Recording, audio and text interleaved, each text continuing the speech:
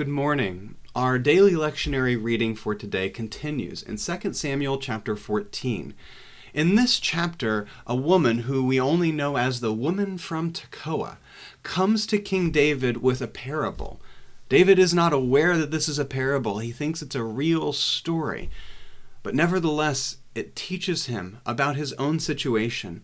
One son who has killed another of his sons over an offense that, in the eyes of many, did deserve death.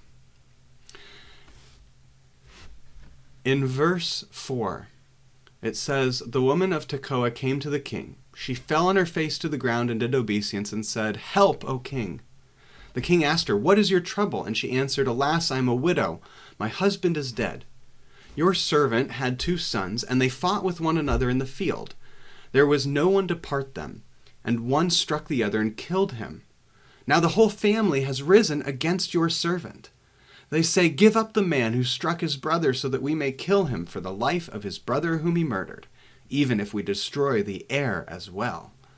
Thus they would quench my one remaining ember, and leave to my husband neither name nor remnant on the face of the earth." Then the king said to the woman, "Go to your house, and I will give orders concerning you." The woman of Tekoa said to the king, "On me be the guilt, my lord the king, and on my father's house let the king and his throne be guiltless." The king said, "If anyone says anything to you, bring him to me, and he shall never touch you again." Then she said, "Please may the king keep the Lord your God in mind, so that the avenger of blood may kill no more, and my son not be destroyed." He said, "As the Lord lives, not one hair of your son shall fall to the ground." Then the woman said, "Please let your servant speak a word to my lord the king." And he said, "Speak." The woman said, "Why then have you planned such a thing against the people of God? For in giving this decision the king convicts himself, inasmuch as the king does not bring his banished one home again. We must all die. We are like water spilled on the ground, which cannot be gathered up. But God will not take away a life. He will devise plans so as not to keep an outcast banished forever from his presence." One thing that is unsaid in this passage is that Absalom has become very popular among the people. And it's perhaps easy to understand why. People knew what Amnon had done, and perhaps they thought that he deserved death, and that Absalom was only doing what was right, meting out a sentence of death that was justice for what Amnon had done. Nevertheless, Absalom had committed murder and was exiled because of his crime. The question in David's mind is, how can I, as a king, show mercy towards a murderer, even if that murderer is my son, even if that murderer had a cause for murdering?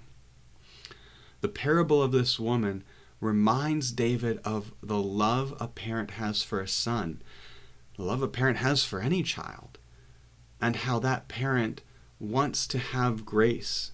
David can see it in the life of another, but he can't see it in his own life. He's more willing to be gracious to this woman's son than to his own.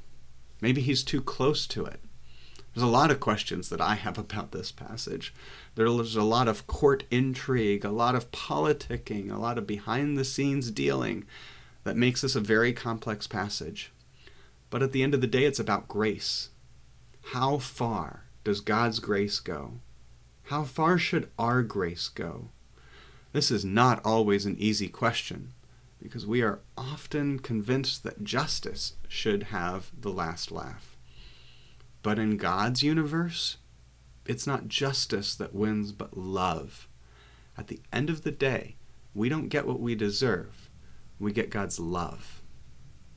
It's a difficult lesson, but I pray you experience God's love nevertheless, and have your understanding of that love deepened. Would you join me in prayer? God of love and Prince of Peace, give us courage in the face of trouble. Walk with us and give us a power that is not like that of chariots or armies. Arm us with grace. Make our tongues sharp with truth. Walk with us amid the principalities and powers of this dark world. Amen. Have a blessed day.